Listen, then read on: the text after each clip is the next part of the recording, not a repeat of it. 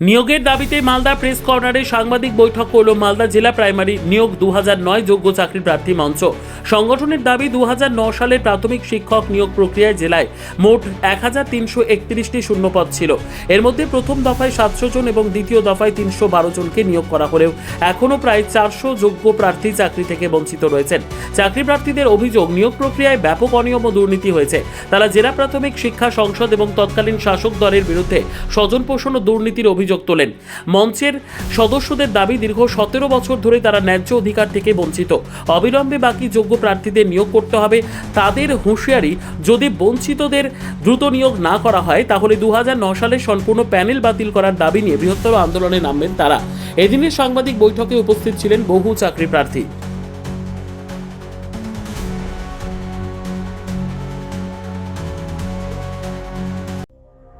সংবাদটি নিবেদন করছেন স্বস্তিলোক উৎসব ভবন, গঙ্গারামপুর, দক্ষিণ দিনাজপুর।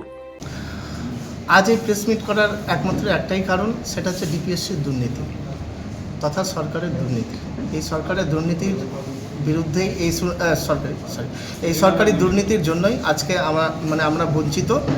এই বঞ্চিত হওয়ার একমাত্র মূল কারণ এখানে আমরা ডিপিএসসিকেই দেব। কারণ যে ওদের বডি ঠিকঠাক গঠন ছিল কি ছিল না সেটা বড় ব্যাপার নয়, কিন্তু তারা সত্ত্বেও তারা কিন্তু নিয়োগ দিয়েছে। কিন্তু যাদেরকে নিয়োগ দিয়েছে তারা তো 8.625 পেয়ে চাকরি পেয়েছে।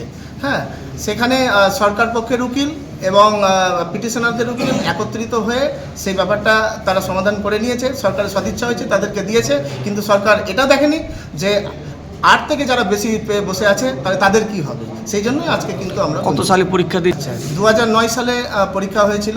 2009 সালে সেটা সিপিএমের আমলে ছিল। তারপরে সেই পরীক্ষাটা আবার রিএক্সামটা হয় হচ্ছে 2014 সালে আর কি।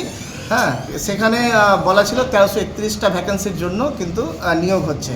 কিন্তু পরবর্তীতে প্রায় 700টা ভ্যাকেন্সি ওটা পূরণ করেছিল। কিছু নন জয়েনিং ভ্যাকেন্সি ছিল, কিন্তু সেই নন জয়েনিং ভ্যাকেন্সিতে কিন্তু তারা আর নিয়োগ করেনি। এই পরবর্তীতে 2025 সালে তারা 312 জনকে আর এক্সট্রা নিয়োগ করে, কিন্তু এটা কিন্তু ছিল টোটালটাই ভিত্তিহীন। আর এক্ষেত্রে যেহেতু কাট আউট ডেট বেঁধে দিয়েছে, সেজন্য আমরা কোর্টে সেরকম কোনো সুযোগ পাইনি বলার। তবুও আমাদের আইনি লড়াই জারি আছে।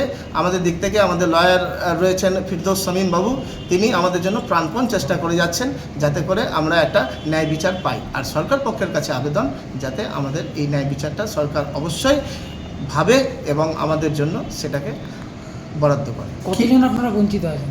আমরা এখন বঞ্চিত আছি প্রায় 400 জন। কিভাবে লড়বেন? সর্বোত্তম সুযোগ সুবিধে রয়েছে আতিথেয়তায় সুপরিচিত স্বস্তিলোক উৎসব ভবন।